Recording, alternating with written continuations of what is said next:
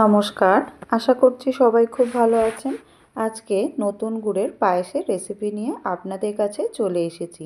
গ্যাসে একটা বড় সাইজের পাত্রকে বসিয়ে দিয়েছি, তার মধ্যে দিয়ে দিচ্ছি 1 লিটার দুধ। এখানে আমি যে প্লেন সিম্পল প্যাকেটের লিকুইড দুধ হয় সেটাই কিন্তু ব্যবহার করছি, কোনো ফুল ক্রিম দুধ এখানে আমি ব্যবহার করছি না। দুধে কিন্তু আমি একটুও জল দেব না, এমনি আমি রান্নাটা করব। আর গ্যাসের ফ্লেমটাকে পুরোটাই কমিয়ে রেখে পায়েসটা তৈরি করব।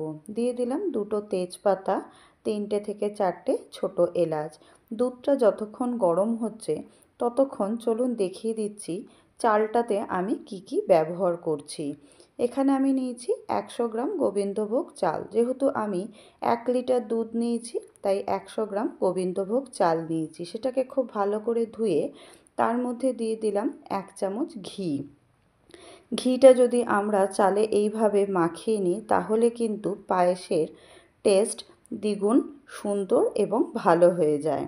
দুধের মধ্যে দিয়ে দিলাম ঘি মাখানো চালটাকে সম্পূর্ণ দুধের মধ্যে দিয়ে খুব ভালো করে মিশিয়ে নেব।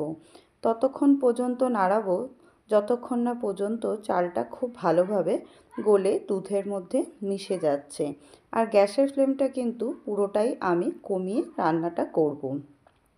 এখানে দেখুন চালটাকে খুব ভালোভাবে দুধের মধ্যে আমি মিশিয়ে নিচ্ছি। এখনই কিন্তু চিনি বা কিছু ব্যবহার করব না। গোবিন্দভোগ চালটা দেখুন খুব ভালো করে সিদ্ধ হয়ে গেছে, দুধটাও কিন্তু একদম ঘন হয়ে গেছে। এর মধ্যে দিয়ে দিলাম 1 বাটি নতুন গুড়টা দিয়েও ভালো করে মিশিয়ে নিচ্ছি। দিয়ে দিলাম 1 বাটি চিনি। 1 বাটি গুড় দিয়েছি আর 1 বাটি চিনি এতে ব্যবহার করেছি। দিয়ে খুব ভালো করে মিশিয়ে নেব। ততক্ষণ পর্যন্ত নাড়ব যতক্ষণ না পর্যন্ত গুড় আর চিনি খুব ভালোভাবে গলে যাচ্ছে।